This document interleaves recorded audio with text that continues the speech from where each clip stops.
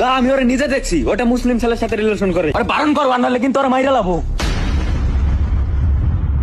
থাম থাম বোন, তুই সনাতনী মেয়ে, দুর্গার রক্ত, কিন্তু তুই আজ এমন একটা ছেলের কাছে নিজের জীবন বিসর্জন দিলি যে তোরে বলছে সিঁদুর হারাম, মূর্তি পূজা শিরক, আর তোর নাম বদলাইতে হবে।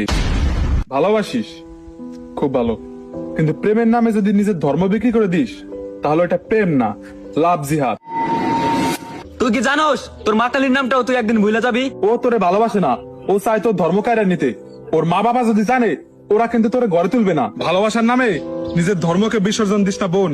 নিজের ধর্মকে ভালো না বেশে কেউ কোনোদিন সুখী হতে পারেনি। আজকাল তো কত মেয়ে ধর্ম পরিবর্তন করছে, তোর কি মনে হয় ওরা সবাই শান্তিতে আছে? কেউ কিন্তু শান্তিতে নাই, ওদের সবাইরই কিন্তু ফ্যামিলি থেকে বের করে দিছে। ফিরে আয় বোন, প্রেম কর, ভালোবাস, কিন্তু নিজের ধর্মকে আগে মর্যাদা দে।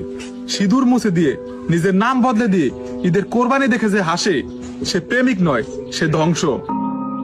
এখনো সময় আছে বোন, ফিরে আয়, কারণ আমার ধর্মের লক্ষ্মী তুই, অন্য ধর্মে নয়।